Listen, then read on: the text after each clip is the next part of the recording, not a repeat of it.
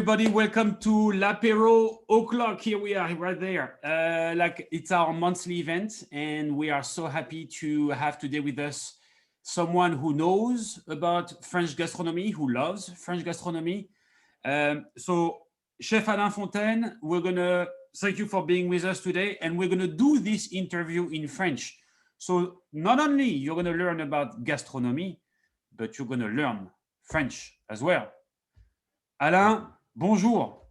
Bonjour. Good Comment morning. vas-tu? Good morning. Here you go. See, you speak English, Alain. I speak a little, but everything is all right. But I prefer we speak American, please. Voilà. And for all the viewers, Alain told me does not speak English. You see how the French are. I don't speak, but I speak. Bon, ben on fait en français, on est parti. Alain, merci beaucoup. Merci d'être avec nous aujourd'hui. C'est un honneur de t'avoir. Les gens ne te connaissent peut-être pas de ce côté des États-Unis, mais on va faire en sorte qu'ils sachent ce que tu es, ce que tu fais, et le gros travail que tu fais pour la gastronomie française. Je tiens aussi à remercier Henrik Musard et Julia Massotto qui nous ont mis en contact et grâce à qui on peut parler aujourd'hui. Si ça ne te dérange pas, Alain, je vais faire une petite introduction de 2-3 minutes sur ton parcours. Est-ce que c'est d'accord avec toi? Tout va bien. J'espère que je ne vais pas me tromper. Tu me diras après. Je te le dirai après, je te laisse faire. Voilà. Alors, chef Alain Fontaine, tu es né à Paris et tu es parisien depuis 9 générations. Un vrai titi. Oui, tout à fait. Je le revendique. Tu le revendiques. Tu es dans la restauration depuis 43 ans. Tu as formé entre 130 et 150 apprentis à la restauration. Tu as suivi une formation complète CAP, BEP restauration, notamment à l'école Ferrandi de Paris. On parlera des écoles gastronomiques puisque des gens ne connaissent peut-être pas toutes les écoles.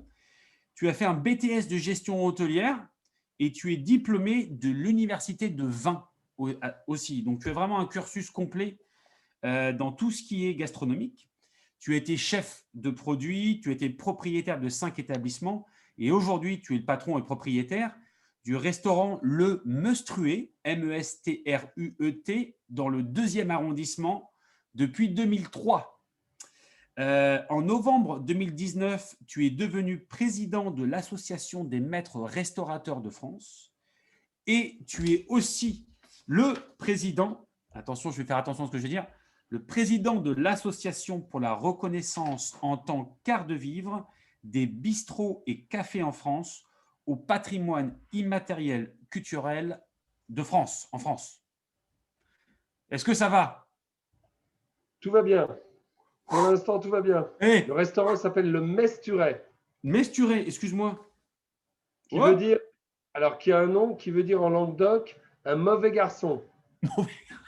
Bad kid. It's a bad kid. Le Mesturet, it's a bad kid. It's the old French language. Tiens, alors, can you tell us, you know what, let's start about your restaurant. Pourquoi tu l'as appelé comme ça? Comment c'est toi qui as changé de nom ou le nom était déjà là? Oui, j'ai changé de nom. Alors, l'histoire, c'est une très vieille histoire. Je vais essayer de te la faire très courte. Ouais. Nous sommes, comme tu le sais, depuis 9 générations dans le quartier du 2e arrondissement. Je me situe, pour ceux qui connaissent, et il y en a beaucoup qui connaissent, entre l'Opéra et la Bourse. Et puis, il y a 9 générations, il y avait 8 opéras à Paris. Il n'y avait pas l'Opéra Garnier. Il y avait 8 opéras à Paris, dont un opéra était tout près de l'endroit où je me trouve aujourd'hui. Pourquoi je te dis ça? Parce qu'en 1784, mes aïeux sont venus de Bruxelles, où elle était cantatrice au Théâtre de la Monnaie à Bruxelles, et lui était tailleur pour les comédiens, tailleur d'habits pour les comédiens. Ils se sont rencontrés, ça a été le coup de foudre. La légende ne nous dit pas pourquoi ils sont venus à Paris. Problème religieux, problème civique, on ne sait pas. Elle avait déjà 4 enfants.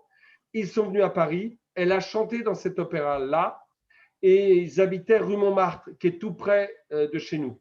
Les générations suivantes ont été ébénistes, mais le restaurant où je me trouve aujourd'hui, quand il a été en vente, évidemment, je me suis précipité dessus. Pourquoi? Parce que mon arrière-grand-père, mon grand-père, mon père et moi-même, quand j'étais minot, nous venions dans ce bistrot.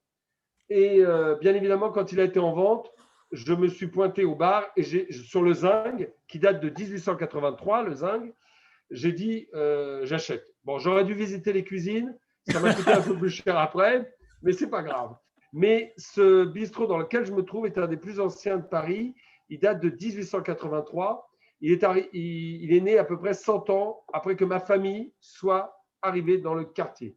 Donc ce quartier, nous avons depuis toujours soit vécu, soit travaillé dans ce quartier. Nous ne l'avons jamais quitté, soit de façon privée ou soit de façon professionnelle. Voilà. Il y a dans mon restaurant des meubles encore de ma famille. Il y a une armoire normande de 1834 et il y a une table qui a été fabriquée par mon arrière-grand-père ébéniste. Il l'a terminée le 18 mars 1871 et ce jour-là, ça a été la commune. Il est parti communard et M. Tieck avait dit qu'on les fusille. Ben, il n'a pas réussi à l'avoir puisque je suis là. Voilà. Incroyable. Alors, quand on parle d'histoire, là, là c'est incroyable cette histoire. C'est fou. Il y en a plein d'autres, mais là, si je commence maintenant, on est jusqu'à demain matin, si tu veux, donc ça ne va pas le faire. Ça sera l'occasion d'un autre. Ouais, mais j'ai plein d'histoires. J'ai des histoires pendant la Première Guerre mondiale, la Deuxième Guerre mondiale. Ma famille est restée sur Paris, donc c'est très facile de connaître les histoires de cette grande famille que nous sommes. C'est très facile puisque nous sommes restés toujours là. D'accord. Donc, très attaché au quartier où vous êtes. Là, il y a vraiment une empreinte transgénérationnelle sur le deuxième arrondissement. Enfin, là, c'est chez vous. Deuxième et quatrième. Moi, je suis né dans le quatrième. Ouais. Je suis né rue François Miron, à l'hôtel de Bourgogne. Alors, l'hôtel de Bourgogne ne te dira rien, sauf que c'est là où Mozart a vécu avec son père quand il a joué pendant quelques mois, je dis bien quelques mois, à la cour de France. Et je suis né dans cet hôtel de Bourgogne. Voilà. Incroyable. Rue François Miron. Bon. Bah, dis donc. Bah, hey, on commence bien. Hein. Mais il faut qu'on s'arrête là, je t'assure. Pierre, il faut qu'on s'arrête là, autrement, demain, on y est encore. Ouais. Et moi, mon nom de famille, c'est B-E avec un accent aigu. Donc là, je suis bouche bée, là, tu vois, je suis. Là, tu m'as pris de court. Je ne sais plus quoi dire. Je te laisse continuer. Voilà.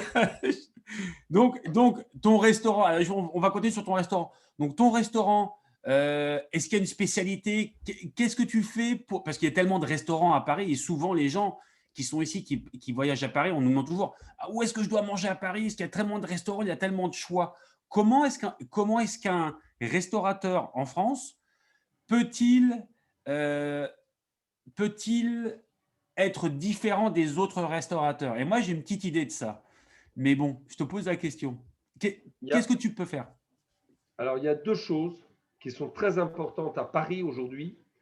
C'est de proposer des choses de la cuisine traditionnelle française, faites maison, blanquette, tête de veau, rognon, foie gras, mais le tout fait maison parce que c'est très important d'aller vers nos sources. Moi, je ne fais ce métier-là que parce que ma mère m'a montré, ma grand-mère aussi, elles m'ont montré comment on faisait la cuisine, d'accord? Je suis issu d'une famille qui a été très séparée pendant la Deuxième Guerre mondiale. Beaucoup ne sont pas revenus. Par conséquent, le dimanche, ils avaient l'habitude de se réunir, ceux qui restaient. Et dès l'âge de 3 ans, j'étais sous la table. Et puis petit à petit, j'ai grandi. Mais j'ai grandi dans les jupes de ma mère et de ma grand-mère. Et par conséquent, je suis resté dans cette cuisine traditionnelle. J'ai touché à la cuisine moderne tout au début de ma carrière. J'ai fait plein de choses. Mais la cuisine traditionnelle à Paris me semble bien. Mon père, au début, était fort des Halles. Et donc, autour des Halles parisiennes, je ne parle pas de Rungis, il y avait plein de bistrots, la tête de veau, les rognons. Je veux dire qu'on mangeait et on mangeait bien. Et je pense qu'aujourd'hui, la première chose, c'est de manger bien et de ne pas manger chichiteux. Ça n'empêche pas qu'on peut faire plein de menus et s'adapter aux végans, à tout le monde. Mais faisons d'abord la tradition. Et la deuxième chose, c'est l'accueil. L'accueil, c'est un accueil familial. Pourquoi? Parce que les gens aujourd'hui ont besoin d'être pris en charge. Ils sont toujours pris en charge par des applications, qui sont très bien. Hein, il faut être moderne aujourd'hui. La preuve, c'est qu'on peut se parler. Donc, et pourtant, il y a quelques kilomètres qui nous séparent.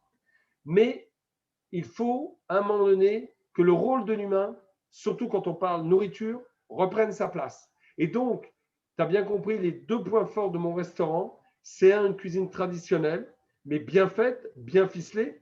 De temps en temps, réinventée. Il y a des choses que je bouge un petit peu. Et de l'autre côté, un accueil souriant, une prise en charge. Même moi, si je ne parle pas bien américain, j'exige que mon équipe parle au moins 2 langues pour pouvoir accueillir les gens, qu'ils viennent de n'importe quel pays. Et ma carte, je ne suis pas un restaurant touristique. Ils ne le savent pas quand ils rentrent. Par contre, les gens sont accueillis. La carte est en 12 langues, mais ce n'est pas marqué nulle part. Et quand ils rentrent, ils ont le plaisir d'avoir une langue d'avoir une carte dans leur langue. Ce qui est important, c'est cet accueil. Ne pas faire semblant d'accueillir, que l'accueil ne soit pas un accueil commercial, mais un accueil sincère. Voilà les 2 points forts de mon restaurant. D'accord. Et dans tes voyages qui t'ont certainement amené à travers le monde, de par tes expériences gastronomiques, est-ce que tu as connu des pays dans lesquels le service te semblait vraiment être au top par rapport à d'autres ou pas? Alors, moi, j'ai une petite idée parce que je vis aux États-Unis depuis 20 ans, donc j'ai une notion du service qui, des fois, est un peu différente de celle de la France. Mais est-ce que tu as, durant des voyages, vu un niveau de service qui te semblait, où vraiment tu t'es dit, oh les gars, là, ils sont forts? Ou, enfin, tu vois, Alors, paradoxalement, il y a 2 pays qui m'ont scotché. C'est en Europe. Euh, un, c'est l'Allemagne. L'Allemagne a un service d'une qualité remarquable. Malheureusement, la cuisine n'est pas à la hauteur du service de temps en temps, mais il y a vraiment un très beau service. Et l'Irlande du Sud, où vraiment, tu t'assois, tu es chez toi. Après, l'Espagne est très différente parce que l'Espagne, c'est un service un peu nerveux qui ne me convient pas. Mais ça chante, ça bouge, c'est sympathique, mais en même temps, tu sens que tout est fait pour cela. Tu vois, je n'aime pas les accueils, même s'ils sont très sympathiques, les accueils qui sont étudiés. ouais. Il y a tout un concept marketing derrière l'accueil. J'aime bien les accueils que l'on sent sincères. La sincérité dans l'accueil est extrêmement important et c'est ce qu'il faut faire passer dans les écoles. Cette sincérité, c'est un métier, l'accueil. C'est un métier. Et moi, si tu veux, je suis très embêté parce que je suis chef, mais en même temps, aujourd'hui, il y a trop d'émissions sur les chefs de cuisine et pas assez d'émissions sur l'accueil. L'accueil, c'est the number one pour un restaurant. Il faut savoir que tu pourras faire la nourriture que tu veux, être le chef que tu veux. À un moment donné, s'il te manque l'accueil, c'est mort.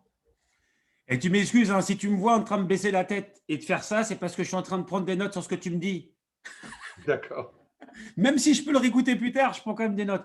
Donc, la convivialité, l'authenticité et la sincérité, tout ça pour toi, ça marche ensemble, Et tu plus ou dois le moins. retrouver dans ton assiette aussi. Et c'est beaucoup plus facile si tu fais. Alors, pour le coup, là, je fais un acte de fainéantise. C'est beaucoup plus facile à retrouver dans une cuisine traditionnelle que je connais depuis 3 générations, l'authenticité, que si je. Alors, je crée des recettes. Hein. Dernièrement, j'ai créé des recettes. Ça, c'est pas le problème. Mais la majorité, je fais de la cuisine traditionnelle parce que je sais que je vais retrouver là toute la sincérité et toute la mémoire. Parce que la cuisine, ce n'est que de la mémoire. Ah, C'est que de la mémoire. c'est Moi, super, super quand je intéressant fais, ça. oui, Non, je excuse-moi, dis c'est super intéressant ce que tu dis.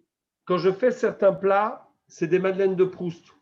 Pourquoi? Parce que je pense à ma mère, je pense à ma grand-mère et je pense aussi à ma famille. Alors, sans nostalgie, hein, les moments de bonheur, les moments heureux, mais faire la cuisine et faire certaines recettes, voilà, c'est une madeleine de Proust. Et en ce moment, je nourris une de mes tantes qui a plus de 90 ans et je lui amène des. Donc, c'est l'une des filles de ma grand-mère.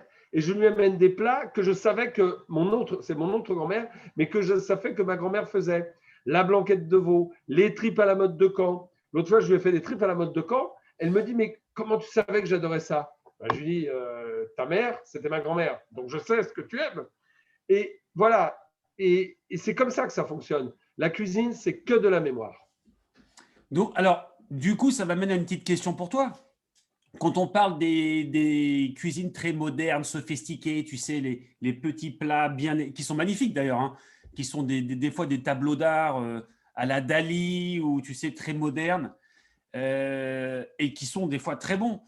Mais est-ce que tu penses que cette cuisine épurée, parce que du coup elle est vraiment épurée, euh, peut avoir autant de cœur? Alors, le chef, il met son cœur naturellement, mais c'est vrai que c'est un point auquel je n'avais pas pensé. C'est vrai que la gastronomie, c'est de l'émotion. Et quand on a vécu quelque chose, c'est plus facile de retransmettre que de créer quelque chose qui part de nulle part.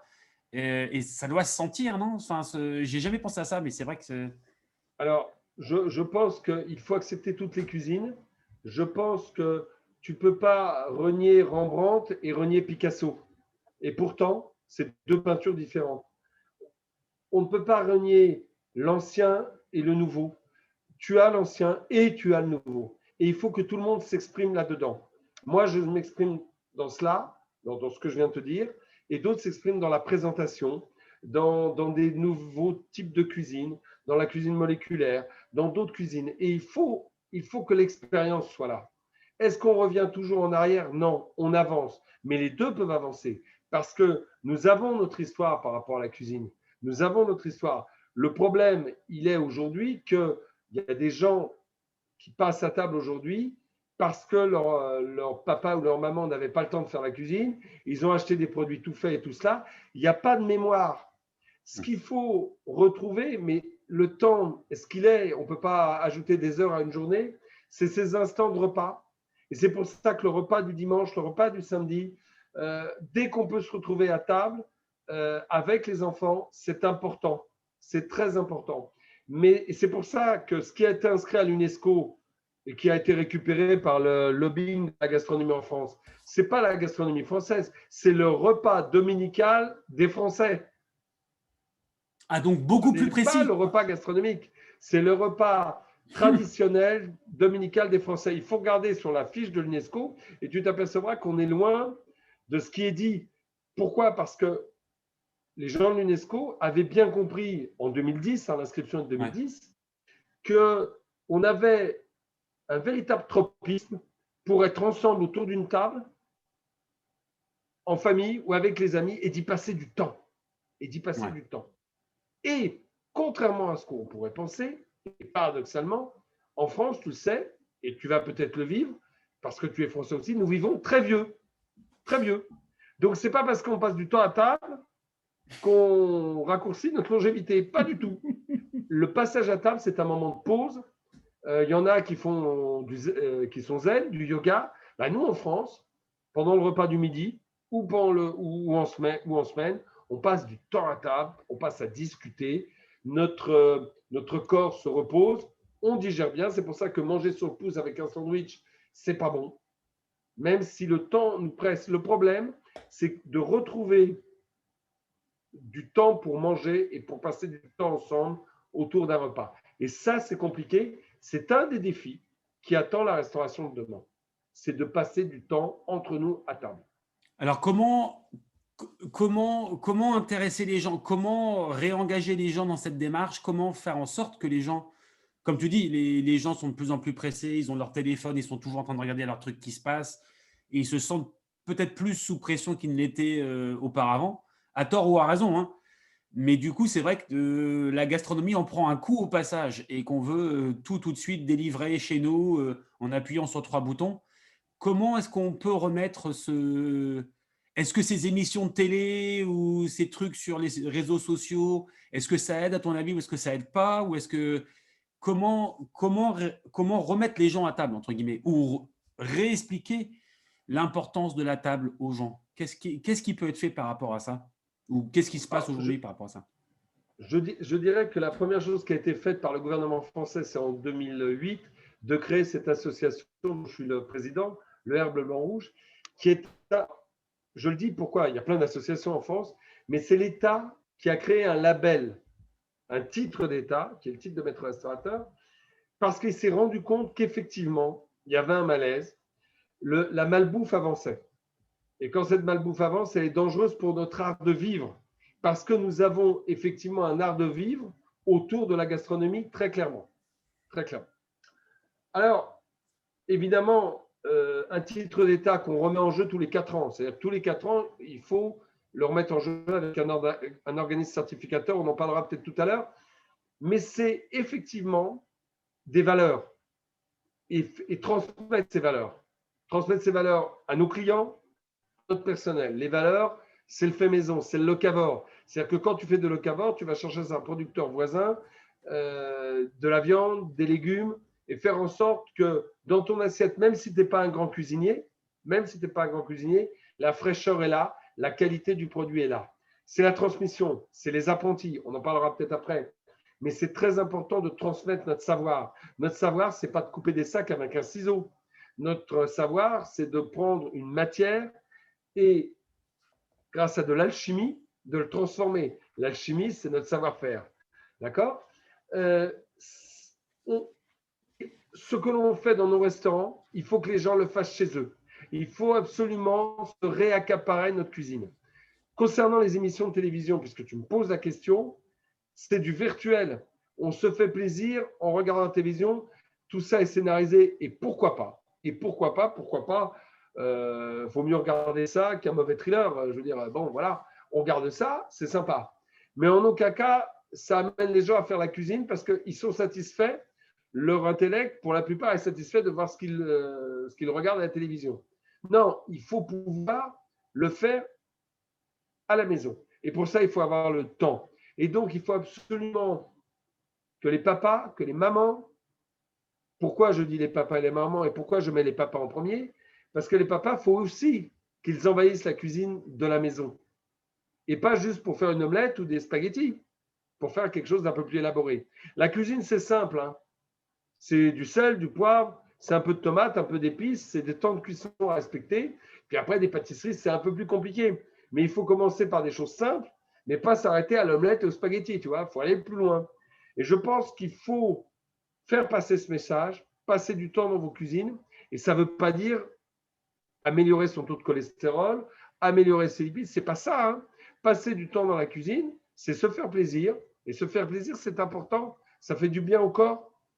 Et il y a une diététique. Tu vois, on parlait des bistrots tout à l'heure. Dans les bistrots, il y a une diététique. Tous les jours, on change de plat. Et le patron fait très attention à s'il a fait la tête de veau la veille, de faire quelque chose de plus léger, un poisson grillé. Tu vois ce que je veux dire? C'est la même chose. À la maison, c'est la même chose. Tu fais des plats qui vont plaire à tout le monde. Et à un moment donné, tu emmènes tes enfants là-dedans. Dès qu'ils grandissent un peu, tu les emmènes. Moi, dernièrement, elles sont folles des carbonara. Donc, j'aurais expliqué comment on faisait les carbonara, des vrais carbonara. Des potages. L'autre fois, elles ont fait un potage de carottes. L'autre fois, un potage de brocoli. Donc, on se rate un peu, puis après, ça va mieux. Voilà, petit à petit, moi, j'ai 5 enfants. Je peux te dire que, bon, quand ça démarre, la dernière qui a 4 ans, ça dégage pas mal au niveau de la farine dans la cuisine, mais c'est des moments sympas, oui. Il y en a un peu partout, mais c'est sympa. Donc, il faut que la cuisine soit un moment ludique, et c'est un moment de pause, et c'est un moment de cohésion familiale. Voilà, de cohésion familiale. Super. Je prends des notes encore. Hein. Vas-y. Alors, j'ai eu sur l'apéro au clock, il y a un mois et demi, Emmanuel Jarry. Je ne sais pas si tu connais Emmanuel Jarry. Alors, ça me dit quelque chose, ça. Alors, Emmanuel Jarry, elle fait une émission sur les réseaux sociaux qui s'appelle C'est meilleur quand c'est bon. Voilà, c'est ça, oui. Et donc, Emmanuel a un talent fou. Elle est suivie par beaucoup de monde. Chaque vidéo qu'elle fait, elle a des millions de vues.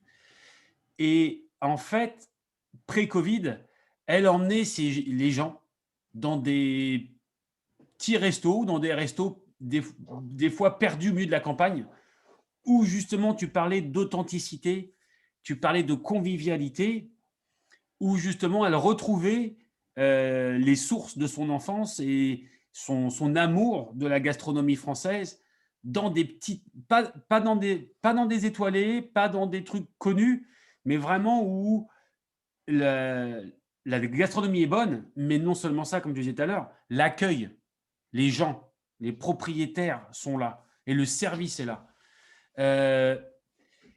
Et j'espère, je sais pas, mais je pense qu'elle peut avoir un effet très salvateur dans un sens pour reparler de la qualité, de l'importance du service, de l'importance de la gastronomie française et du trésor. Les Français le savent, je pense, mais on a quand même une diversité qui est quand même assez folle en France, de tout, enfin, niveau patrimoine. Bon, l'UNESCO, comme tu l'as mentionné, nous le reconnaît, mais c'est le repas dominicain, ce que je ne savais pas, tu vois.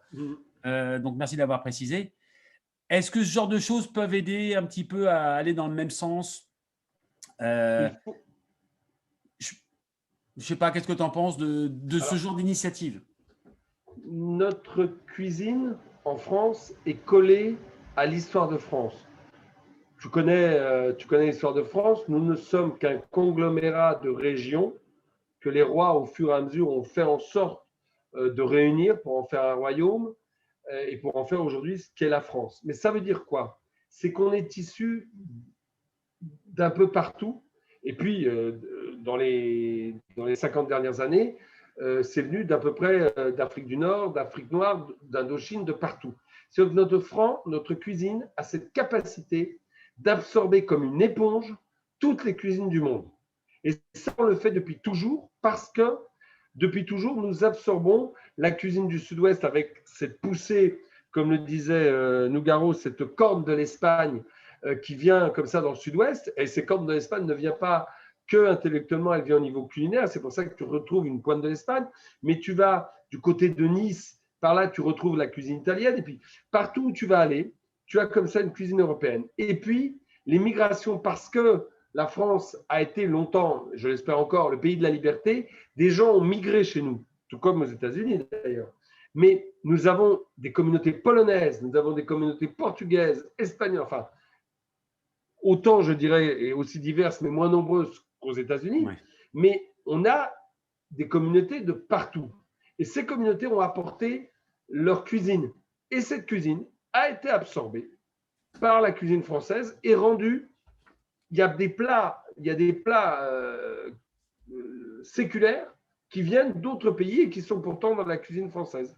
Voilà. Par exemple, je vais te dire quelque chose de très classique. Le pastis du Gers. Le pastis du Gers, c'est cette pastilla avec des pommes et de l'armagnac dedans. Eh bien, cette pastilla, c'est tourtière. Alors, si je te dis tourtière, ça va peut-être mieux. C'est la tourtière des Landes, par exemple, avec des pommes. Ben, ça vient de l'invasion des Maures qui a été arrêtée par Charles Martel, je crois, en 742 à Poitiers. Hein, tu vois, on fait dans l'histoire de France. Mais qu'est-ce qu'ils ont laissé, ces morts? Eh bien, ils ont laissé la pastilla, cette pâte à filo qu'on va retrouver également dans la pastilla de pigeon au Maroc. Tu vois, on a récupéré. Et donc, c'est pour te dire que c'est depuis toujours qu'une invasion, sympathique ou pas, on laisse la cuisine, on la prend et on va la retrouver des décennies plus tard, comme le blanc-manger, par exemple, des décennies plus tard, dans la cuisine française. Et c'est la seule cuisine au monde, et ça je te le dis, qui est complètement ouverte à tout le monde. Des grands chefs se sont inspirés de la cuisine japonaise, et aujourd'hui tu as de la cuisine japonaise dans certains restaurants de qualité, et on ne sait même pas que ça vient de la cuisine japonaise. Mais voilà, c'est cette ouverture d'esprit et cette capacité à absorber comme une éponge et à renvoyer de très belles recettes que l'on croit françaises, mais on s'est inspiré de partout. Et ça, c'est unique au monde. Nous sommes la seule cuisine à pouvoir intégrer toutes les cuisines du monde. Alors, c'est très sympa ce que tu viens de me dire parce qu'une de mes questions que j'avais pour toi, c'était quelles sont les tendances en France? Qu'est-ce que tu vois comme tendance donc là, et une des choses, moi, quand je suis rentré en France dernièrement, bon, c'était il y a plus d'un an, mais, mais apparemment, mes cousins et tout le monde était là, ouais, le japonais, ils avaient l'air de découvrir les sushis, les ramen et tout ça. Et je suis curieux de savoir quelles sont, tu penses, les tendances. Je pense aussi aux apéros dînatoires. Et je ne sais pas si c'est vraiment une tendance qui existe encore. Alors, Quelles sont les tendances en France de tout ce qui est gastronomique? la tendance, c'est que les jeunes sortent plus qu'avant. Par conséquent, il a fallu qu'on s'adapte pour certains d'entre nous avec les planchas, planchas de charcuterie, de fromage, ces apéros dînatoires. sans renier tout le reste. La cuisine japonaise, enfin la cuisine asiatique, a toujours été là depuis longtemps, mais elle est liée à une recherche de diététique de la part de certains.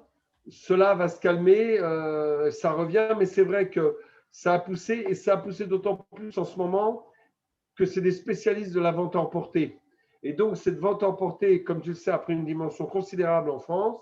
Et par conséquent, oui, la cuisine japonaise aujourd'hui, mais ce n'est pas une tendance, c'est une praticité.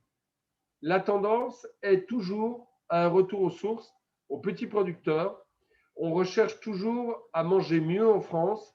Et la tendance aujourd'hui, c'est de résister au danger de la malbouffe. Et c'est cette crainte qu'ont maintenant les jeunes aussi, et les moins jeunes, c'est qu'une certaine cuisine nous envahisse, une cuisine sans traçabilité, une cuisine non pas qui vienne du monde entier, ça on n'en a pas peur. On a une cuisine mal faite, sans transparence, sans traçabilité. La tendance aujourd'hui en France, elle n'est pas sur la qualité, sur le type de cuisine, elle est sur la qualité de ce que tu as dans l'assiette, la traçabilité, le locavore. On est très lié à ça. Si tu veux, on est scandalisé quand le gouvernement, enfin l'Union européenne, signe un traité avec nos amis canadiens, et c'est nos amis, hein, puisque le Québec quand même, mais quand même pour l'importation de la viande.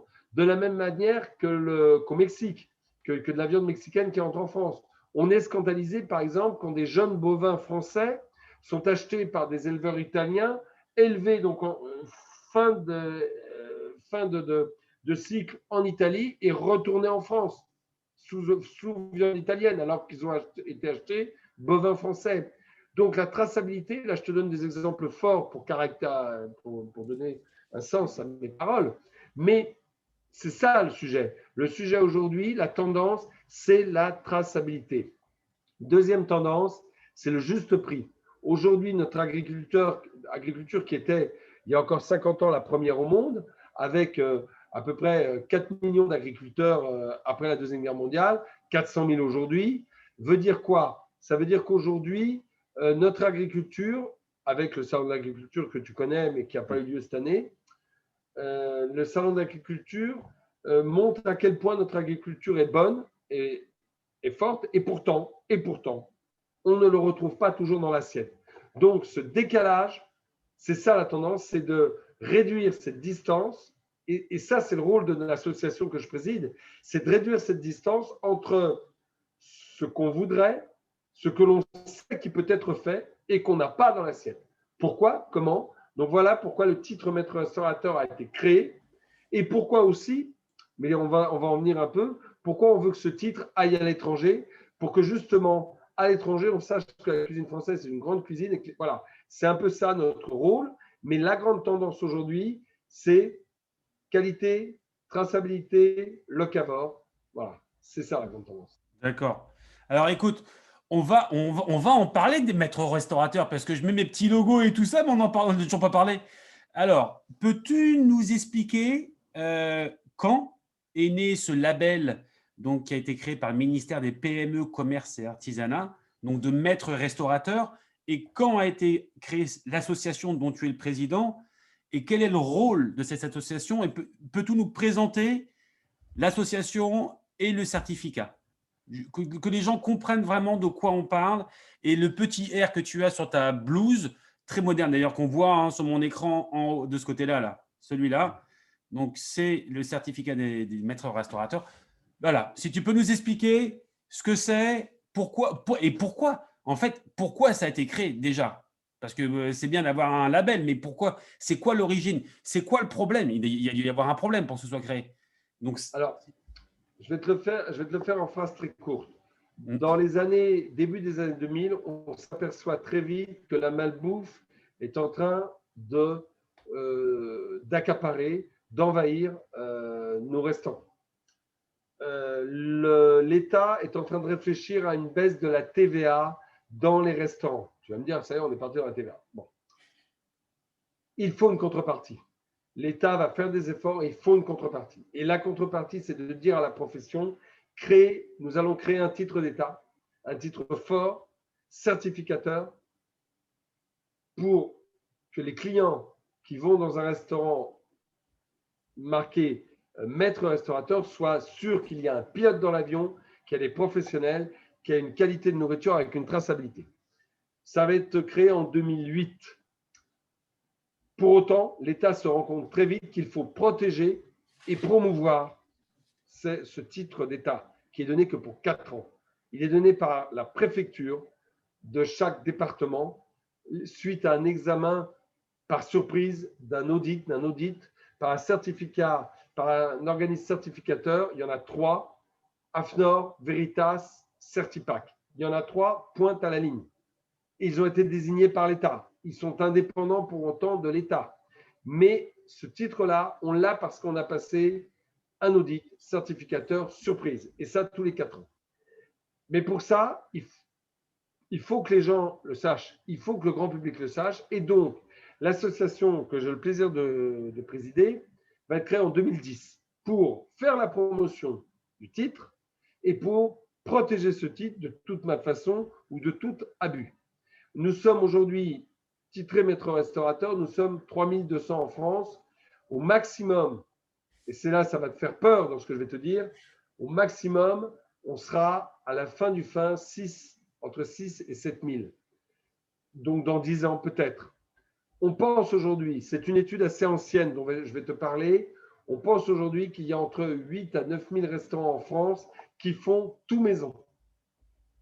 Je te rappelle qu'il y a 210 000 restaurants en France, toutes sortes de gammes confondues, du petit café du fin fond de la campagne française au fast-food.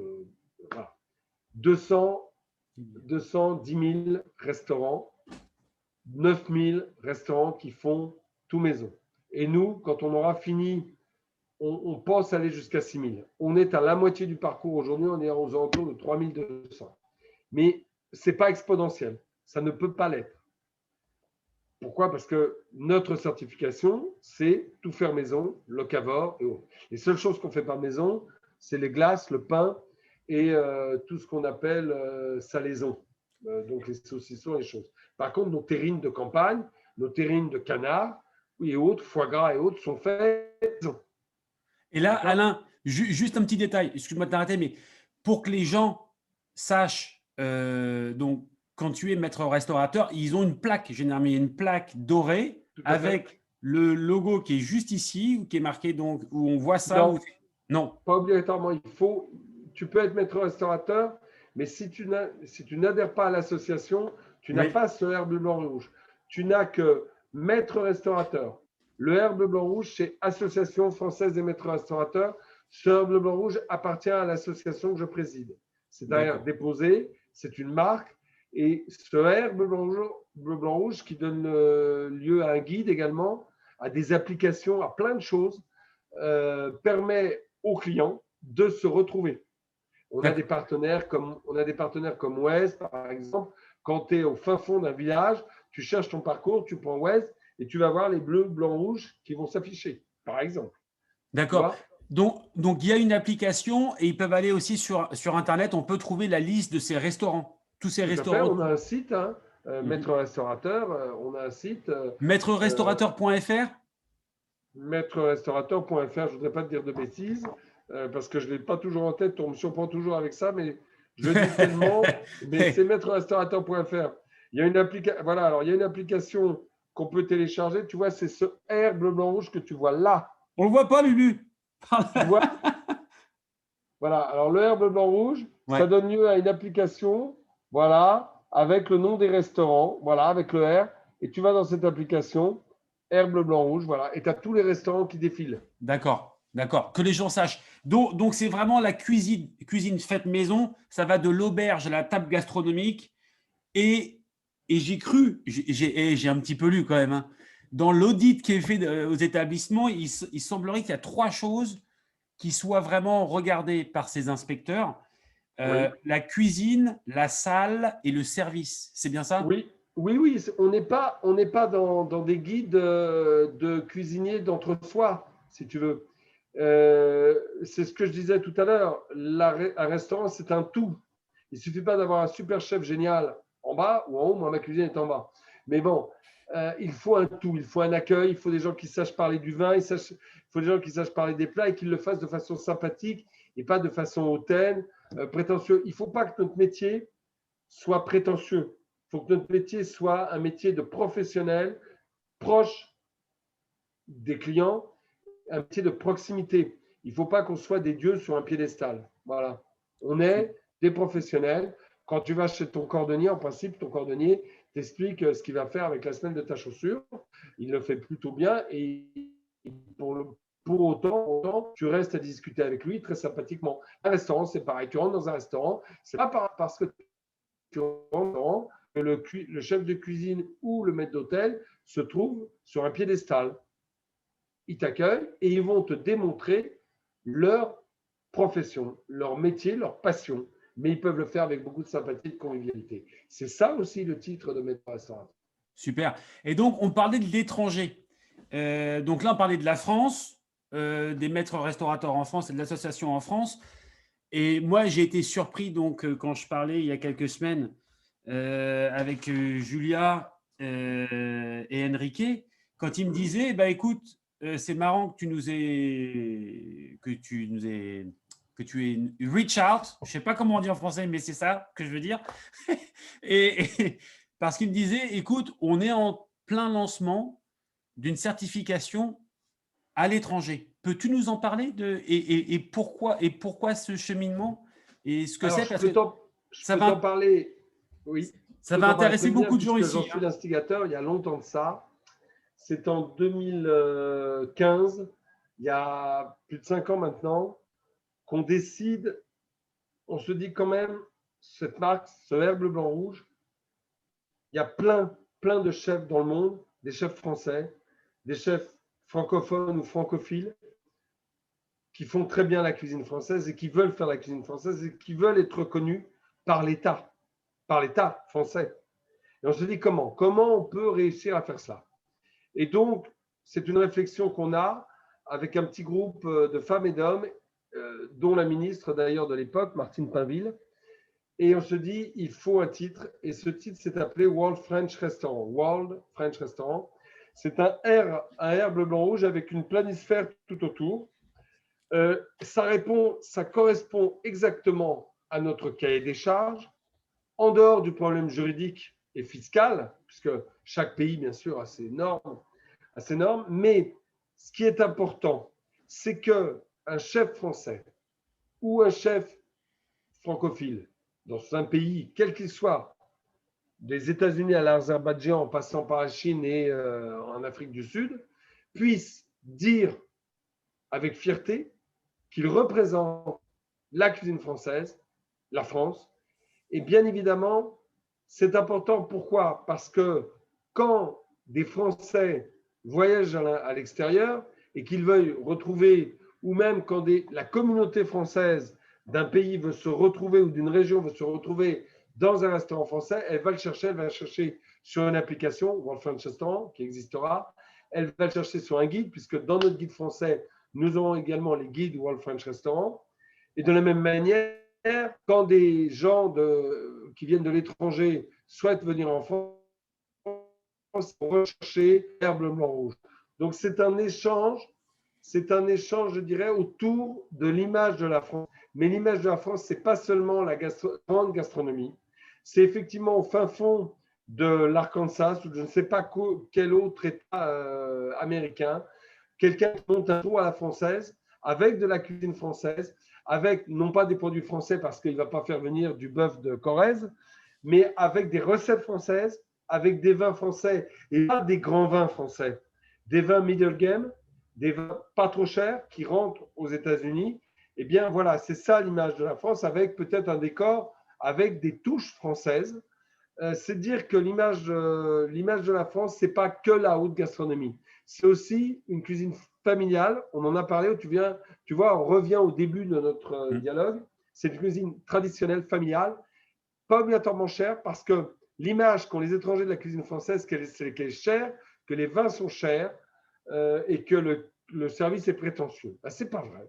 C'est pas vrai, on le sait, on le démontre chaque jour dans nos restaurants. Et donc, oui, on a lancé World French Restaurant. Ça a été un peu difficile parce que le dossier s'est baladé entre des ministères. Tu sais qu'en France, on a une administration qui est des fois un peu complexe. Et donc, il est passé d'un tiroir de droite à un tiroir de gauche et repassé dans le tiroir de droite. Et puis, à l'arrivée du président actuel, M. Macron, les choses se sont un peu détendues et il y a eu des passerelles entre les ministères. Et donc, aujourd'hui, World French Restaurant est lancé. On pense que nos premiers restaurateurs francophones et francophiles seront en Espagne, mais il y a des touches en Allemagne, il y a des touches au Luxembourg.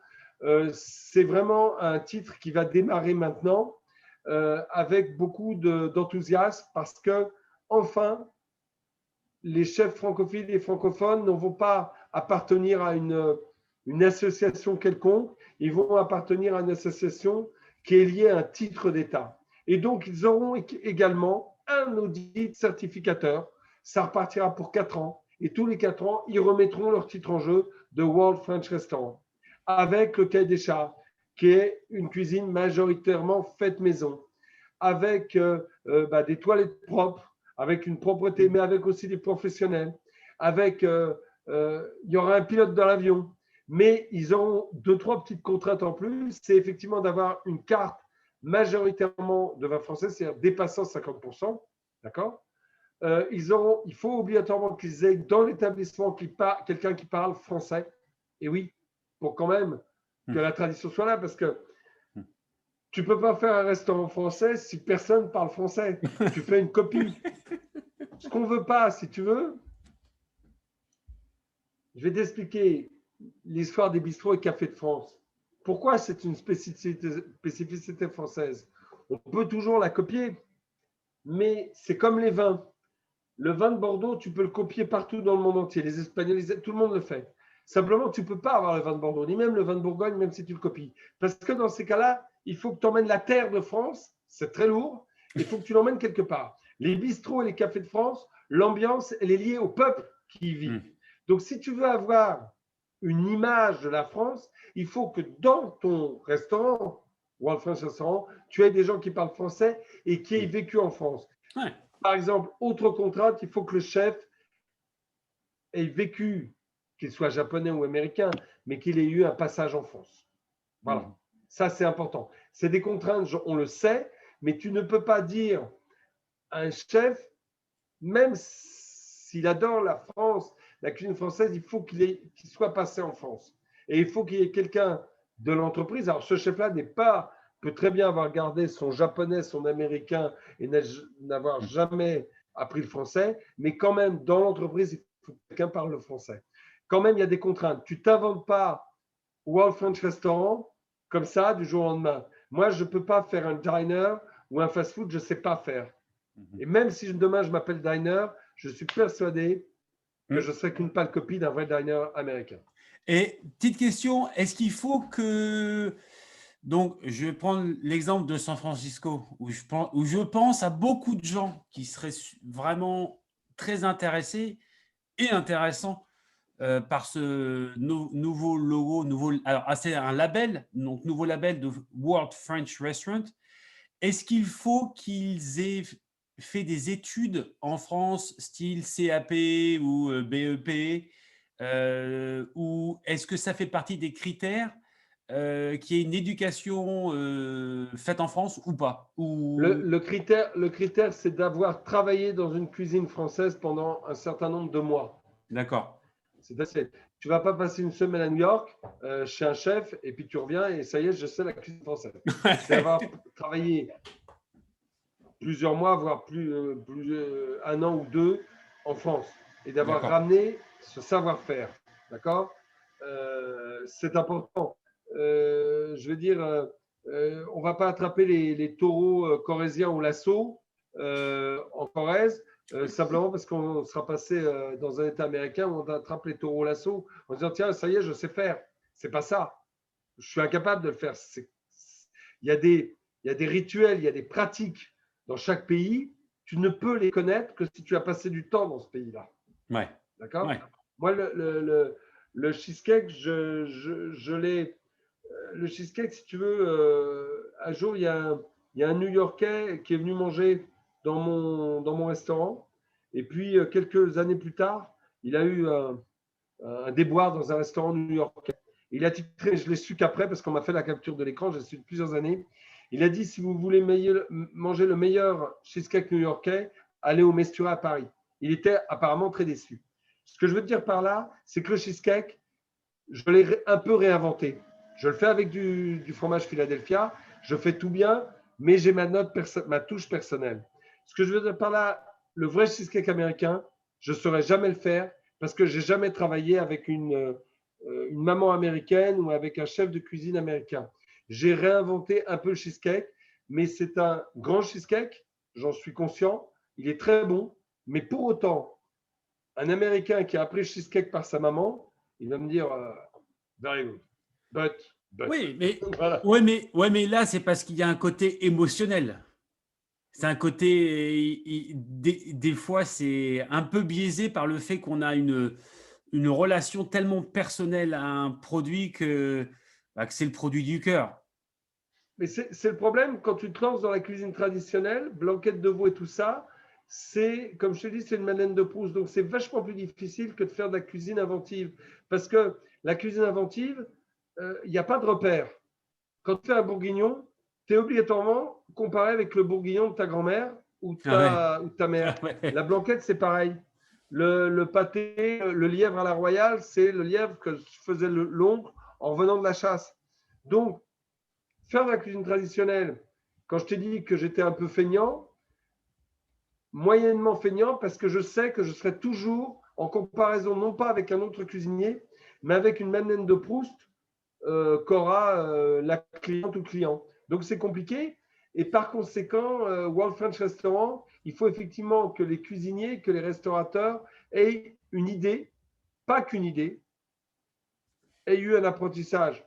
On ne demande pas à 10 ans, hein, une année ou deux, mais avec cette cuisine française et avec ces rituels français, c'est très important parce que c'est là où tu vas retrouver une ambiance. Parce que la cuisine française, c'est aussi une ambiance. Je vais des fois dans des bistrots à l'étranger, ça s'appelle bistrot, il y en a même qui s'appelle bistrot de Paris, mais ils n'ont que le nom.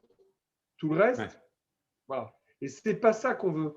Je ne veux pas à l'étranger, que ce soit en Argentine ou en Russie, je ne veux pas qu'il y ait le bleu, le R bleu blanc rouge avec restaurant français, et puis ben, c'est tout.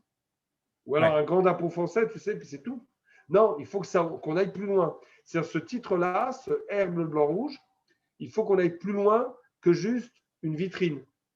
Il faut qu'à l'intérieur de la vitrine, il y ait vraiment un esprit français avec, avec ce qu'on a. Et les chefs francophones qui sont partis aux États-Unis, je suis sûr qu'ils ont à cœur de remettre en avant leur région bordelaise, lyonnaise ou parisienne.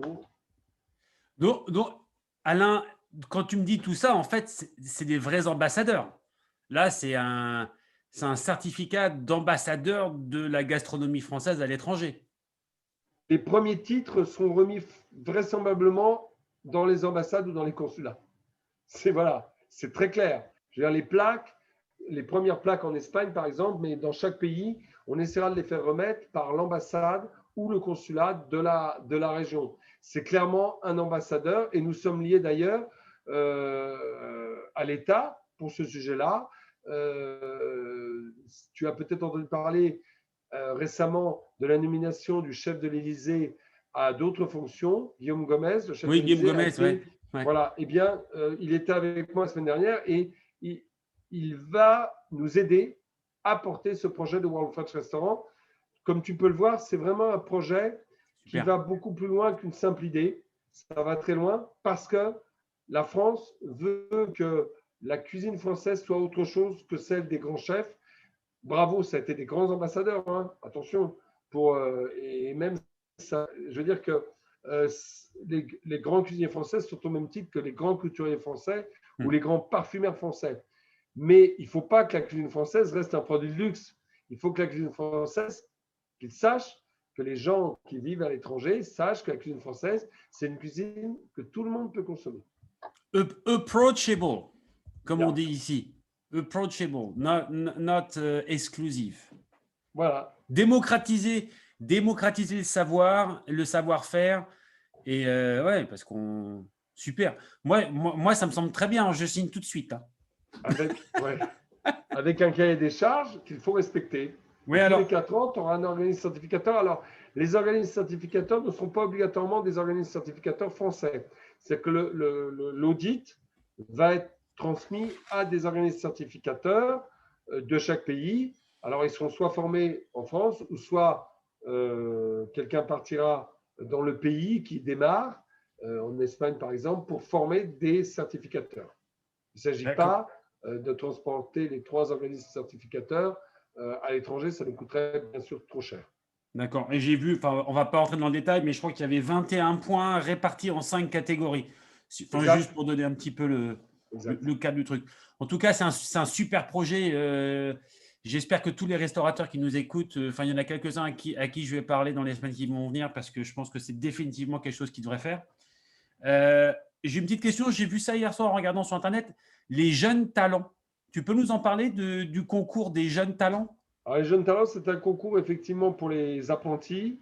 C'est un concours fait par les maîtres restaurateurs qui fait que des apprentis maîtres restaurateurs font un concours sur des plats bien déterminés. C'est quelque chose qui a été un peu mis en veille avec le confinement, mais nous allons, si tu veux, l'apprentissage est au cœur de notre fonctionnement, mais pas que l'apprentissage. Par exemple, le 7 mai, nous aurons un concours qui s'appelle Handy Cook, où des apprentis ayant un handicap, en situation de handicap, vont faire un concours de cuisine. Donc, le handicap est très important pour nous car nous avons des jeunes de plus en plus. Alors, j'en étais un des instigateurs il y a pas mal d'années, mais là, ça ne concernait pas les maîtres restaurateurs, mais on souhaitait vraiment que des jeunes apprentis que des jeunes puissent accéder à notre métier. Et donc maintenant, tu as par exemple au CFA Médéric à Paris, tu as des classes de jeunes en situation de handicap. Alors certains restent toujours dans le CFA, mais d'autres sont en alternance. Par exemple, les jeunes atteints d'autisme, voilà, ils vont faire un concours. Donc, il y a ce concours Andy Cook, il y a le concours des jeunes talents, et il y aura d'autres concours, mais qui vont arriver en 2022. Mais là, je peux faire que du teasing, je ne peux pas en parler. Mais il y a des concours très importants liés à de grandes prestations sportives, une des plus grandes, mais qui vont être toujours liés aux apprentis. C'est-à-dire que les concours, ça ne m'intéresse pas. C'est la première chose que j'ai faite quand je suis devenu président. Je ne suis pas intéressé par les concours qui ne soient pas valorisants pour notre métier, pour les jeunes. C'est-à-dire les concours de vieux briscards comme nous, ça ne m'intéresse pas. Ça, on le laisse à d'autres, ils le font très bien. Mais nous, ce qui nous intéresse, c'est les apprentis. Et là, c'est vrai qu'on a une démarche vers les apprentis handicapés ou vers les jeunes. L'apprentissage en France, c'est un phénomène d'intégration. C'est une lutte contre la rupture sociale, contre la rupture familiale. C'est un véritable outil d'intégration. C'est pour ça qu'on a créé, il y a 3 semaines, la bourse de l'emploi et de l'apprentissage. Quand on s'est aperçu qu'en province, les apprentis avaient du mal, pour des raisons de mobilité, à aller de leur CFA jusqu'à leur lieu, leur domicile ou leur restaurant. Donc, on cherche à refaire renaître le logé, nourri, blanchi pour que des apprentis puissent vivre sans être corvéables à merci, ce que j'ai connu, corvéables à merci. Donc ça, quand même, les lois ont évolué, pour que les apprentis puissent avoir plus de facilité pour aller de leur CFA à leur restaurant, qu'on leur retire un point de plus qui est effectivement le foyer. Mais ça veut dire aussi que de l'autre côté, les patrons ou les patronnes d'apprentis redeviennent vraiment un tuteur, car on a perdu ça, le côté tutoral, c'est-à-dire d'accompagner, de construire un jeune, non pas seulement professionnellement, mais dans la vie. Et c'est important. Et donc, l'apprentissage est vraiment au centre de notre démarche. Donc, le concours Jeunes Talents avec des jeunes apprentis qui font des quarts de finale et demi-finale, avec une finale qui a eu lieu en Alsace cette année. Le concours des apprentis Andy Cook, qui est un concours pour des jeunes en situation de handicap, et puis des concours qui viendront qui seront liés au sport, mais toujours en faisant de la cuisine, on est bien d'accord, mais qui seront liés au sport parce que le sport, c'est l'effort et surtout quand ça se fait de façon professionnelle. Et donc, c'est très intéressant que des jeunes apprentis de cuisine soient intégrés, je dirais, tout en faisant de la cuisine, mais au sport. Voilà, et on vous en parlera plus de ça en 2022. Notre premier one-shot a lieu en 2021 avec nos amis du Tour de France. Voilà. Super, beau projet. On l'espère. Alors, donc, on parlait de l'apprentissage. Les écoles en France, les écoles gastronomiques ont très bonne réputation. Alors, Ferrandi, tu as fait Ferrandi à Paris. Il y a aussi l'Institut Paul Bocuse, Alain Ducasse Éducation, le Cordon Bleu. Comment ça se passe en France, là, tout ce qui est… Alors, est-ce que tu considères ça aussi, ça fait partie de l'apprentissage, toutes ces écoles, ou est-ce que l'apprentissage terrain est différent, ou est-ce qu'il marche main dans la main Ça marche main dans la main. Tout fonctionne. L'apprentissage est très important pour les jeunes très jeunes, parce que tu sais que tu as des jeunes à 14-15 ans, ils n'ont qu'une envie, c'est de quitter l'école. Pour autant, il ne faut pas qu'ils se retrouvent sur le trottoir de la route du travail. Ils doivent pouvoir rentrer dans la route du travail. L'apprentissage est là pour ça. De grands chefs de cuisine, que tu viens de citer d'ailleurs, sont issus de l'apprentissage. D'accord ? Donc, l'apprentissage est très important, je le redis, pour l'intégration sociale, pour l'intégration de la société. C'est un rempart contre la rupture familiale, contre la rupture sociale, et c'est un magnifique outil d'intégration. Donc, l'apprentissage est très important. Nous sommes aujourd'hui à plus de 500 000 apprentis en France, pas qu'en restauration, je précise. La restauration, c'est environ 50 000, donc c'est quand même 10%. Mais c'est un outil important. Après, tu as les lycées. Et les lycées qui ont un cursus diplômant plus. Bac pro, BTS, mais plus loin aussi, avec des maîtrises. Et là, tu peux avoir deux cursus possibles. Être dans des écoles où tu es toujours dans les écoles, avec des stages, ou alors en alternance, patron-école, patron-école. Donc la France aujourd'hui s'est dotée, et en particulier la restauration et l'hôtellerie, d'un outil qui est extrêmement flexible, suivant les envies du jeune. C'est très important. Il fallait cette flexibilité. Pourquoi ? Parce que notre métier est un métier où on voyage beaucoup. Et à tout moment, il faut pouvoir bouger.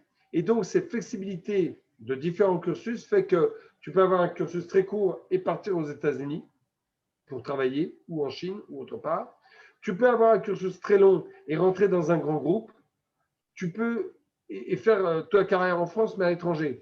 Notre métier est un métier reconnu, surtout la cuisine, mais reconnu dans le monde entier. Donc, il faut que tout le monde, quand un jeune rentre dans ce métier à 14 ans, à 18 ou à 25 ans, ce qui est le cas maintenant, il puisse avoir un cursus qui lui permette à tout moment, du moins en fin d'année quand même, qu'il finisse l'année, mais de changer et d'aller vers le travail.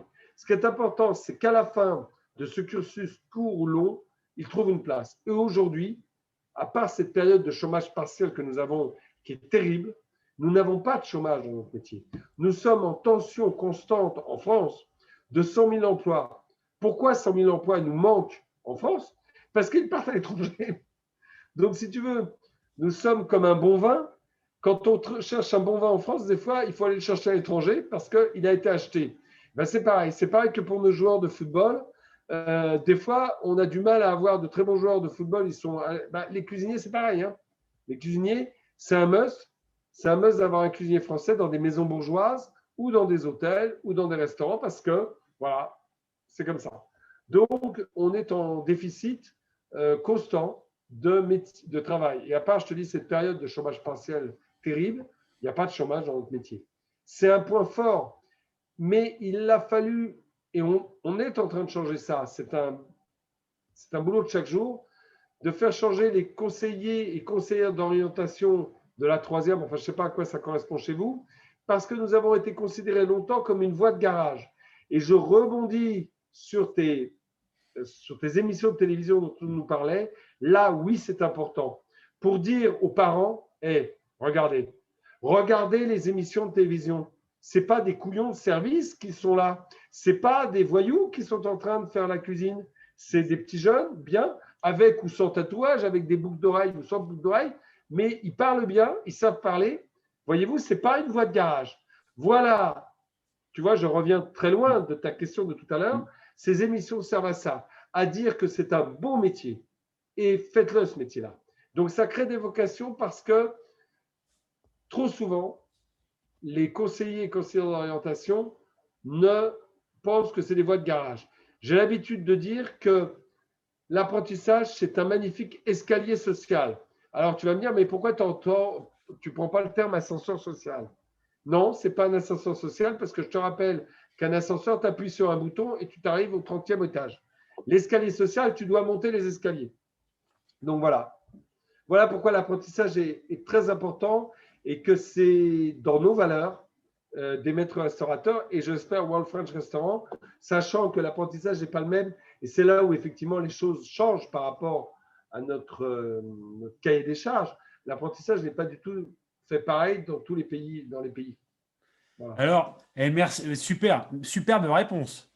Donc, j'apprends plein de trucs. Alors, donc là, tu me disais qu'on manquait de 100 000 emplois en France parce que les gens partent. Peux-tu nous dire un petit peu, décrire la situation en France actuelle avec le Covid?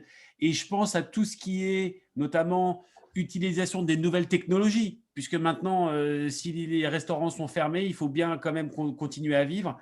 Aux États-Unis, on voit qu'il y a tout ce qui est nouvelles technologies, tout ce qui est social media. Les restaurants maintenant sont obligés de s'y mettre. Parce qu'ils ne peuvent plus voir leurs clients et les accueillir chez eux et ils doivent quand même rester en vie. Pour rester en vie, il faut qu'ils soient présents sur ce genre de choses-là. Comment ça se passe en France par rapport aux technologies? J'ai une question parce que moi, on est dans la Silicon Valley, donc ici, tu sais, tout est technologie.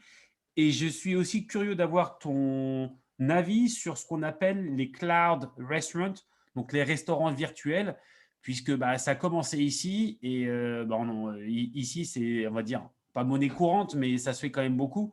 Donc, si tu pouvais me parler un petit peu de l'environnement en France et de l'impact des technologies sur la restauration et notamment des cloud kitchens, parce que j'ai une petite idée de ce que tu penses. Bon, c'est la question que je redoutais. Ouais, et si tu veux, je la pose pas. Hein, Non, mais pose-la. Il faut la poser, mais elle est en 3 temps. Donc, ouais. Le paysage actuel, c'est que pour faire un lien à ce que je te disais tout à l'heure, on va encore perdre des employés. Pourquoi? Parce que certains sont au chômage partiel depuis 1 an. Tu sais que la restauration n'est pas un métier facile. D'un seul coup, ils se sont aperçus qu'ils peuvent voir les amis le soir, qu'ils peuvent avoir des week-ends, qu'ils peuvent aussi s'amuser aux mêmes horaires. Et beaucoup ont changé à la finale de métier. Certains ont retrouvé leur métier de base dans lequel ils ne trouvaient pas de place il y a 5 ou 10 ans. C'est-à-dire que nous, en serveur, on avait des informaticiens. Nous, en serveur, on avait plein de gens parce que c'est un métier très ouvert. Eh bien, ces gens-là, on ne les retrouvera pas obligatoirement. Donc, la profession dont je te parlais en tension avant la Covid-19 va l'être encore plus après. Donc, voilà l'image au niveau des employés. Au niveau des établissements, on pense que on va avoir à peu près entre 10 et 15% de casse. Donc, tu calcules entre 20 et 30 000 restaurants qui vont changer de main ou être en liquidation judiciaire. Mais aujourd'hui, tu ne vois rien, car je te précise quand même que la couverture, le bouclier économique et social français, qu'est-ce que ça fait du bien de vivre en France dans ces cas-là? C'est qu'il est l'un des meilleurs du monde. Il est très bon. Et on est, non pas sous cloche, mais on est en sécurité. Donc en ce moment, tu ne vois pas, pour te donner une idée, au niveau des tribunaux de commerce, les dossiers de liquidation judiciaire sont à moins 36% par rapport à 2019. Moins 36%. Et pratiquement aucun restaurant. Je te parle là de Paris. Les chiffres que je te donne, c'est la Chambre de commerce de Paris qui me les a livrés. Ça veut dire quoi? Ça veut dire que comme on est en sécurité, ils attendent. Mais ils savent très bien, pour certains d'entre nous, que la fin, elle est là. Mais la fin, elle ne se fera qu'en 2022. Et on va faire comme les oiseaux qui se cachent pour mourir. on ne parlera plus de nous. On a été au centre de l'actualité, on l'est toujours, et pourtant, environ entre 20 et 30 000 restaurants vont changer de main. Alors, ils vont être vendus des fois à bas prix ou à vil prix. Ils vont être en liquidation judiciaire. Mais derrière tout ça, tu as bien compris, c'est des passions. C'est des gens qui ont travaillé toute leur vie dans le même établissement, en couple des fois, avec madame qui n'était pas payée. Et ils comptaient sur la vente de cet établissement pour leur retraite. Et donc, si tu veux, tu vas avoir des drames terribles dans les années à venir, dans les mois à venir. Nous avons déjà malheureusement recensé, et je suis désolé de te le dire, nous avons plus de 15 suicides dans la profession. Donc, c'est pour te dire, plus tu es passionné, quand tout s'arrête, il faut beaucoup, beaucoup, beaucoup de force pour tenir. Et nous, on a commencé notre métier très jeune. Je te le dis, moi, quand je ferme mon restaurant, je l'ai dit encore ce matin sur une antenne de télévision, quand je ferme mon restaurant avec toutes les chaises depuis 6 mois sur les tables, je le ferme seul, je peux te dire que j'ai un méchant coup de blues. Mais comme je te l'ai dit, j'ai 5 enfants, donc je ne suis pas prêt de faire une bêtise. Mais il n'en demeure pas moins que tu as un sacré coup de blues quand tu vois comme ça ton restaurant qui est mort. Et plus de bruit de frigo, tu n'as plus que 2 frigos qui tournent pour la vente emportée. Mais tu sais, un restaurant, ça ronronne, c'est comme un chat. Ça ronronne et ça fait du bien de l'entendre. Et je peux te dire que quand tu le fermes et qu'il ne fait plus de bruit du tout, alors qu'il en faisait depuis 1883, ce restaurant n'avait jamais fermé, même pendant la Deuxième Guerre mondiale, même pendant la Première Guerre mondiale. Donc je ne te dis pas, si les murs pouvaient parler, ce qu'ils nous diraient. Donc voilà le panorama de la restauration française. Les nouvelles technologies, oui, elles ont poussé très fort parce que nous nous sommes mis tous à faire quelque chose que nous faisions de façon tout à fait anecdotique, qui était la vente emportée ou la livraison à domicile. Donc, nous avons vu, bien entendu, les grandes sociétés étrangères développer la livraison à domicile, mais c'est resté très sur du middle gamme de restauration, c'est-à-dire les choses qui avaient déjà l'habitude de faire de la vente emportée, le fast-food, les pizzerias et la cuisine exotique. La cuisine un peu plus évoluée a eu du mal à s'y mettre. Pourquoi? Parce qu'on prépare nos petites assiettes et on ne sait pas comment elles vont arriver au bout du chemin. Et donc, c'est compliqué parce qu'une partie de notre proposition commerciale est aussi la beauté, la qualité de l'assiette et le visuel. Et donc, les chefs ont du mal à s'y mettre et ils ont intégré, beaucoup ont intégré leur propre système de livraison. D'accord? Ce que je fais moi. C'est un de mes collaborateurs qui livre. Alors évidemment, on ne peut pas faire tout Paris, hein, parce qu'il livre avec sa petite voiture, avec ses petites jambes. Mais au moins, je suis sûr que quand ça arrive sur le bureau de Monsieur X ou au domicile de Madame Y, ça arrive comme je l'ai sorti. D'accord? Donc, mais les niveaux de technologie, c'est aussi le click and collect. Et ça, le click and collect, pour ceux qui ont fait de la vente emportée, on s'y est tous mis. Pour te donner un ordre d'idée, chez les maîtres restaurateurs, nous fonctionnons beaucoup par sondage. Premier confinement, 25% des maîtres restaurateurs font de la vente emportée. Deuxième confinement, 75%. C'est-à-dire qu'en quelques mois, la vente emportée a pris une place considérable. Petite nouvelle, et ça, je réponds à ta question, la vente emportée avec le click and collect restera dans les mœurs. Et on va la faire évoluer. Alors, elle restera beaucoup moins, puisque nous, notre intérêt, c'est de faire revenir les gens sur nos terrasses et dans nos restaurants. Mais ça restera, il restera quelque chose, cette vente emportée, pour aider les gens qui ne peuvent pas aller dans les restaurants, pour aider les gens qui ont peur d'aller dans le restaurant pour en choper un virus ou je ne sais trop quoi. Bref, ça restera. Donc, ce petit objet-là que tu me montrais est un objet qui va rester vraisemblablement dans les mœurs. Tu me parlais bien entendu de ce que nous appelons les dark kitchens. Nous sommes vent debout, nous, à l'association contre les dark kitchens. Car nous pensons que les dark kitchens sont une ouverture à la continuité de la malbouffe. Tu dois pouvoir, quand tu cliques sur une dark kitchen, tu dois pouvoir savoir que ce n'est pas un restaurant, que ce n'est pas mon restaurant, mais que c'est un laboratoire qui fabrique autant des kebabs, des pizzerias, que ta blanquette de veau. Or, ça, tu ne le sais pas. Tu n'as pas de traçabilité non plus. Tu ne sais pas si ta viande, elle vient d'Argentine ou si elle vient de la Corrèze. C'est-à-dire quand tu appuies, quand tu cliques, tu ne sais pas d'où ça vient. Donc, ce qu'on veut, alors certains veulent les interdire. Tu n'interdiras pas la modernité. Tu vas t'y adapter, mais faire en sorte que le client, au bout de la chaîne, tu vois, on revient à nos valeurs, sache là où il va. S'il veut aller dans une dark kitchen, il va dans une dark kitchen, mais il le sait. Et on veut que la loi oblige les dark kitchen à démontrer qui ils sont. Pour autant, des chefs connus vont vers cela. Mais malheureusement, ça pollue un peu le débat parce que de l'autre côté, tu as des gens qui pensent qu'ils appellent le restaurant parce que tu as bien compris que quand tu appelles un restaurant, tu tombes sur le numéro du restaurant, mais tu es dans un conteneur.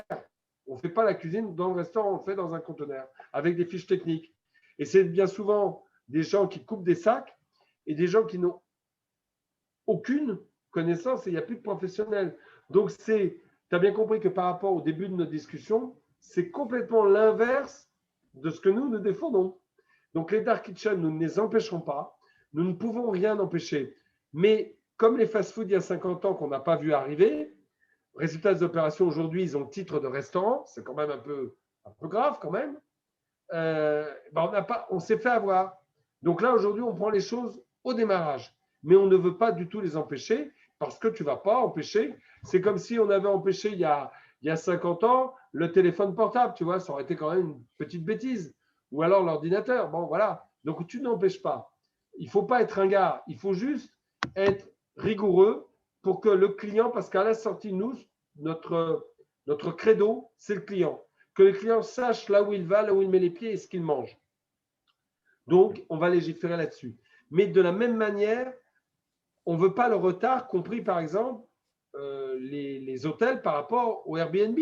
Airbnb, ça fait partie des choses modernes. Mais n'empêche que réseau des opérations Paris est la deuxième ville Airbnb du monde. Est-ce normal? Pourquoi? Parce qu'aujourd'hui, tu perds 12 000 habitants parisiens qui vont et qui sont remplacés par des appartements Airbnb des fois. C'est pas normal. Et les hôtels n'ont pas vu le coup arriver, c'est bien sûr les suites juniors. Donc, ça va de mieux en mieux maintenant.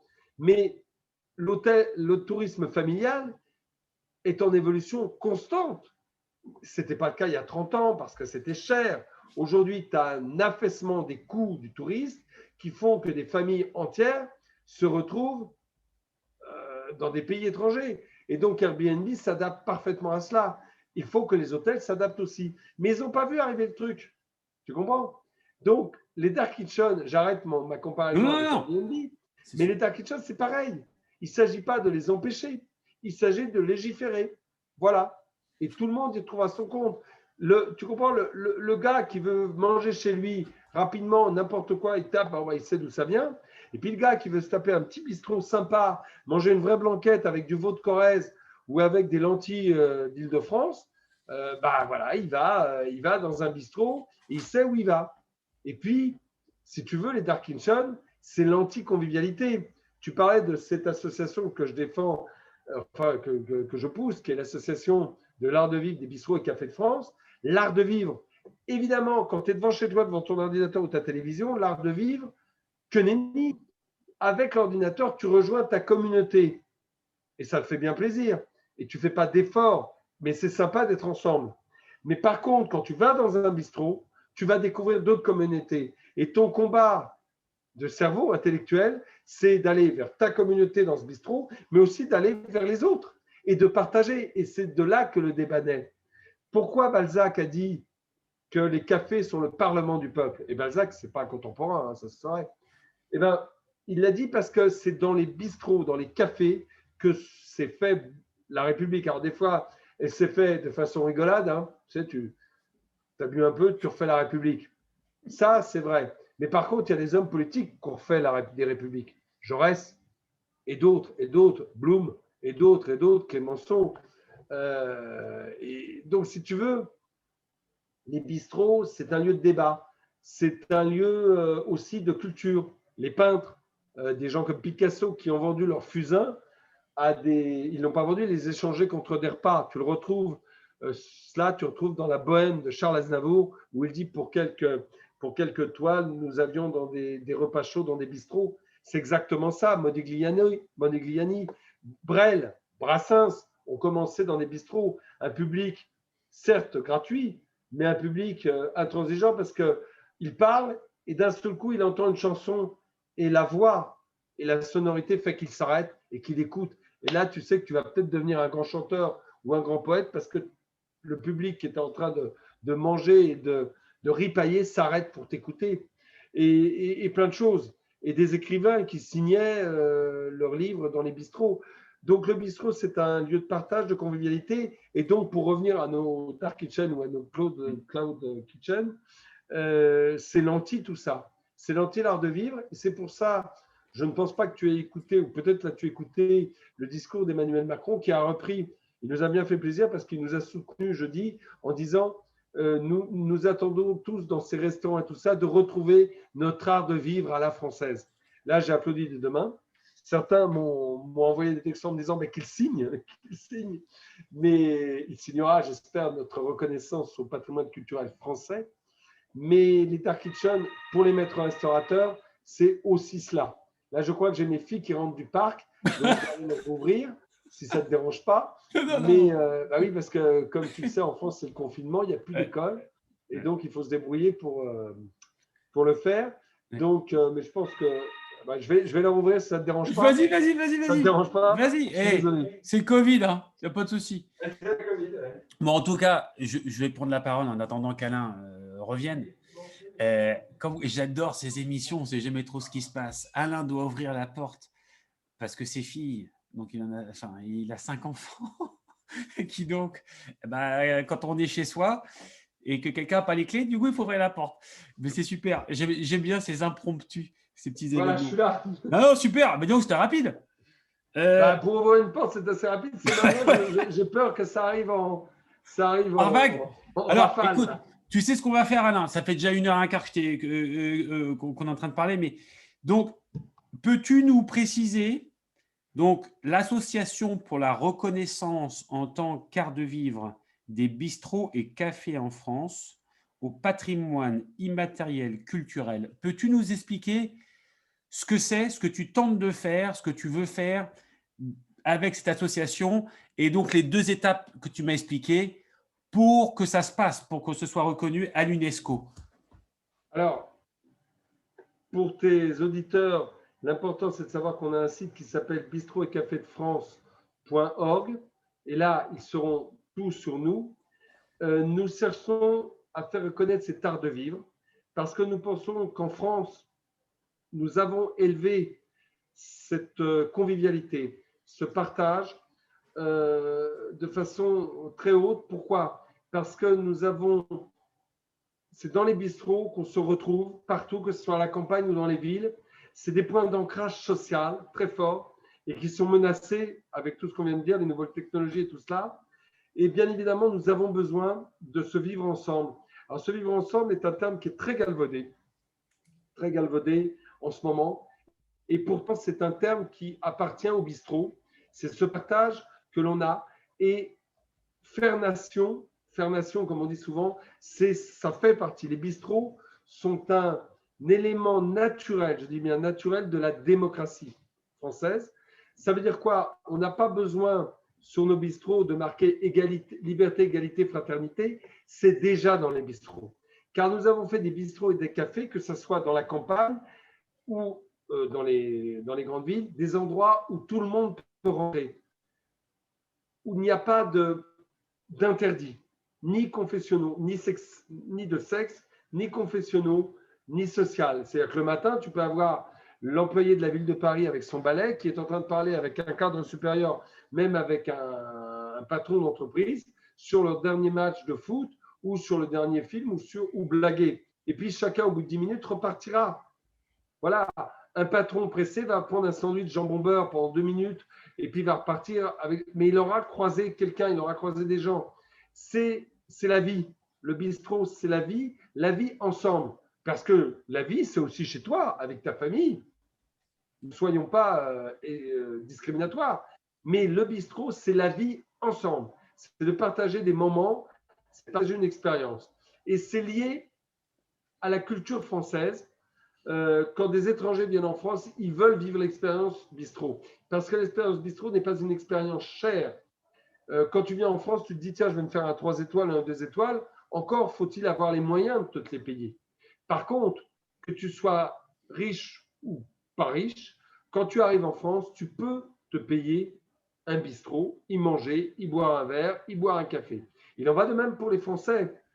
Pourquoi les bistrots sont devenus des lieux où tu trouves tout le monde? Parce qu'au départ, les bistrots, dans les années 1850, ont été créés par les ouvriers.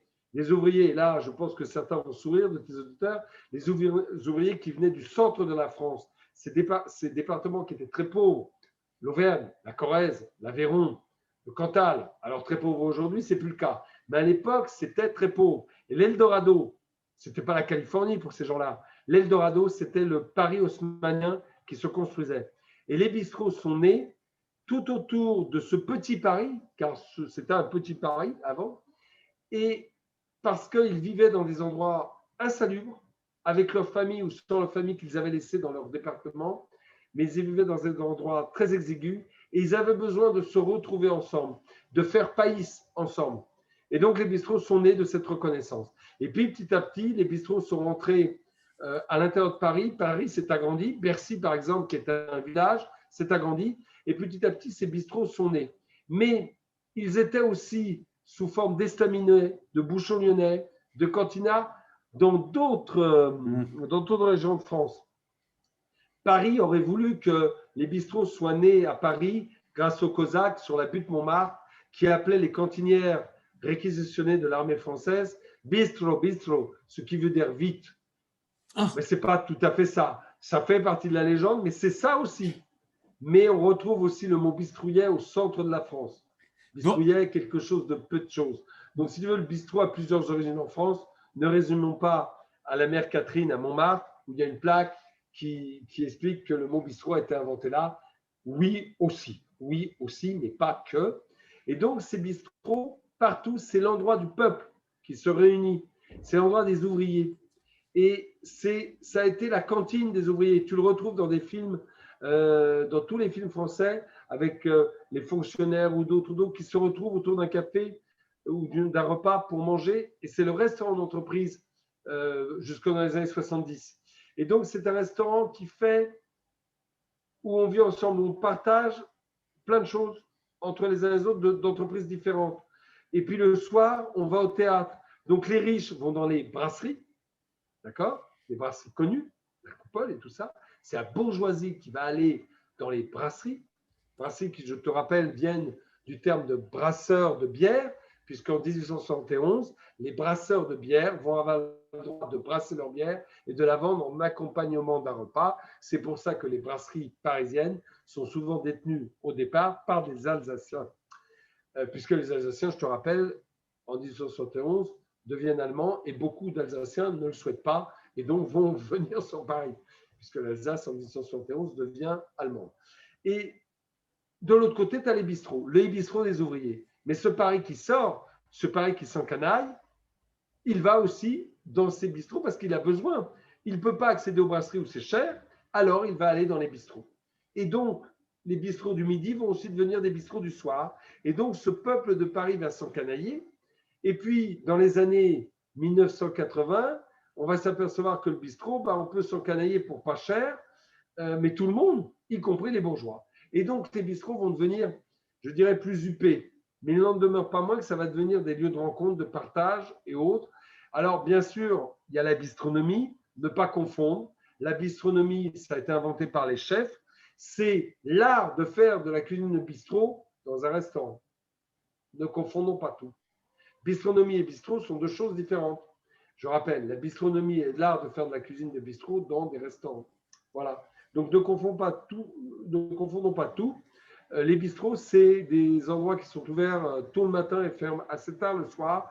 Tu peux manger à toute heure. Il n'y a pas de la coupure. Et surtout, tu as un comptoir. Tu as un zinc où tu peux manger, boire. Le zinc est le seul élément matériel de notre démarche immatérielle. Voilà pourquoi on veut sauver cela, parce que C'est l'endroit à la campagne, c'est l'endroit, le dernier commerce qui disparaît, c'est les bistrots dans les petits villages. Et quand un village perd son bistrot, il perd l'âme du village. C'est là où le médecin, le notaire, l'instituteur, l'agriculteur venaient se rejoindre. La dépression des agriculteurs aujourd'hui n'est pas seulement le fait du mauvais prix, du juste prix qui n'est pas respecté par la grande distribution. Ça vient aussi de la désertification et de la solitude des agriculteurs dans ce monde qu'ils ont autour de la France. C'est un grand pays. Les États-Unis, c'est beaucoup plus grand. Mais la France, c'est un grand pays et tu as des déserts qui sont nés en Creuse, en Corrèze. Ce qui fait que l'agriculteur, il n'a plus le bistrot, il pouvait retrouver son pote instituteur, son pote médecin avec qui ils avaient fait l'école, où on pouvait parler football. Les associations ne peuvent plus se réunir, celle de bridge, celle de la fanfare, voilà. Tout ce qui fait cette France, l'histoire de la France aussi, eh bien, c'était les bistrots de campagne, les cafés de campagne, ils disparaissent. Un petit chiffre, 400 000 bistrots après la Deuxième Guerre mondiale, aujourd'hui 40 000, un peu moins de 40 000. Voilà pourquoi il faut les défendre, parce que si tu ne les défends pas et si tu ne les inscris pas comme art de vivre à la française, eh bien, ils vont disparaître et tu n'auras plus que des grandes marques américaines qui font du café et qui récupèrent nos bistrots ou des fast-food ou des dark kitchen. Et ça, donc ça, tu me disais qu'il y avait deux étapes. Tu as l'étape française et ensuite tu as l'étape comme quoi l'État français va bien dans cette démarche d'inscrire les bars et bistrots au patrimoine immatériel. Donc ça doit être estampillé par le gouvernement français. Donc ça, c'est le premier pas. Et, oui. ça, vous y êtes aujourd'hui. Alors, on est dedans en ce moment. On est dedans en ce moment. C'est-à-dire qu'on a été blackboulé une première fois à cause de bistrots et terrasses de Paris qu'on voulait mettre en place. Et on a été blackboulé parce que le ministère de la Culture considérait que les bistrots et les cafés, c'est toute la France. Donc, on a refait notre dossier. Et effectivement, la France a plein de dossiers inscrits au patrimoine culturel et immatériel français. Puis, quelques-uns peuvent aller plus loin pour l'UNESCO. Mais de toute façon, il y a une première étape et tu peux t'arrêter à cette étape-là et être inscrit au patrimoine culturel immatériel français. Ça, c'est la première étape. Et puis après, tu peux aller vers l'UNESCO. Il y a comme le repas français, comme la baguette va être présentée à l'UNESCO. Mais la première étape, c'est celle-ci. Et l'UNESCO, c'est tous les 2 ans. Car comme nous sommes un pays chargé d'histoire, l'UNESCO s'est aperçu depuis 2003, car le premier patrimoine immatériel, c'est 2003, c'est la convention qui a créé le patrimoine immatériel. Il n'existait pas. Avant, tu n'avais que du patrimoine matériel. Et ils sont aperçus que la richesse de certains pays, Italie, Espagne, mais France aussi, faisait qu'on présentait beaucoup de dossiers à l'UNESCO. Et maintenant, on présente nos dossiers que tous les 2 ans. Donc cette année, je crois que la France va présenter la baguette. Et puis, dans 2 ans, un autre dossier. Et si on est passé au patrimoine français, on espère être présenté à l'UNESCO. Mais être présenté à l'UNESCO ne vaut pas le fait d'être inscrit. Hein. C'est un dossier qui est présenté et soutenu, mais il y en a plein d'autres. Hein. Donc voilà. Mais là, on est dans la partie française. Et si vous allez sur notre site, bistro et cafédefrance.org, vous trouverez la pétition et la vidéo que j'ai envoyée aussi au président de la République, M. Emmanuel Macron, qui, je sais, il l'a eu. Et donc, c'est pour ça qu'il a reparlé de l'art de vivre à la française. Et vous verrez notre pétition, vous pouvez signer. Il y a 19 500 personnes qui l'ont déjà signée. Mais les signatures de nos amis français aux États-Unis, mais de nos amis américains nous font bien. Et alors, la fiche d'inventaire, car on appelle une fiche d'inventaire, ça s'appelle, alors c'est un vieux terme français, attention, c'est la commensalité ouverte dans les bistrots et cafés en France. C'est ça la fiche d'inventaire. On défend l'art de vivre, mais la commensalité ouverte, c'est l'art de vivre. La commensalité ouverte étant un nom un peu scientifique, un peu de chercheur, c'est la commensalité ouverte dans les bistrots et cafés en France. C'est notre fiche d'inventaire, car ce que tu déposes n'est pas un dossier, c'est une fiche d'inventaire. Voilà, vous en savez plus sur le ministère de la Culture maintenant. Et Alain, ça fait 1h30 et j'ai encore J'ai encore plein de questions. Hein. Vas-y, je vais te les faire courtes alors. Non, non, mais, mais c'est bien, on en fera d'autres, mais c'est super intéressant de te parler parce que tu as une connaissance historique des choses, tu as une vue qui est vraiment enrichissante et en fait, c'est génial. Enfin, franchement, Bon, c'est vraiment… ça, on sent la passion que tu as, on sent ça se sent quoi. Enfin, il n'y a pas, y a pas à dire. Et je pense que nos auditeurs vont l'écouter, le sentir. Et en tout cas, ça se propage. Moi, ça me donne envie de passer encore 2-3 heures à t'écouter parler et à te si poser des questions parce que tu as quelques questions, vas-y, je vais voilà. essayer de faire court. Écoute, on va faire court, mais ce que je vais faire à la fin, c'est juste te demander des petites questions rigolotes, hein, comme Vas-y. ça. Est-ce qu'il existe en France une ville plus belle que Paris? C'est dur, ça, hein? Attention à ce que tu dis, Alain.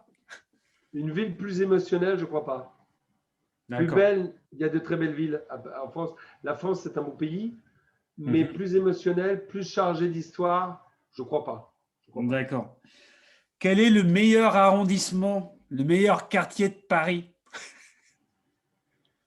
Il y en a Est-ce qu'il y en a deux. un? Alors, je veux dire, alors, je vais être plus précis. Au niveau gastronomique, est-ce qu'il est possible, tu as des gens, des Américains qui n'ont jamais été à Paris et qui veulent visiter Paris. Alors, je ne te demande pas un endroit parce que je sais où ils doivent aller. Ils doivent aller à ton restaurant, dans le Ah, deuxième. oui, Ça, on est d'accord. Mais là, l'arrondissement, est-ce qu'il y a un arrondissement ou un ou deux arrondissements où vraiment la gastronomie française est forte à Paris ou pas? Parce que ça, j'en ai aucune Dans idée. sa diversité, la gastronomie française est forte dans tous les arrondissements de Paris, mais dans sa diversité, premier, deuxième, troisième, quatrième arrondissement. Donc D'accord. forte sur les 20 arrondissements, dans sa diversité, premier, deuxième, troisième, quatrième. D'accord, super. Alors, est-ce que tu es rugby ou est-ce que tu es foot? Rugby, Racing Club ou Racing 92. Racing 92, pas Stade Français? Non. Non. C'est bleu, Déçu? Déçu c'est bleu destination? blanc. Déçu un Comment? petit peu destination là, non?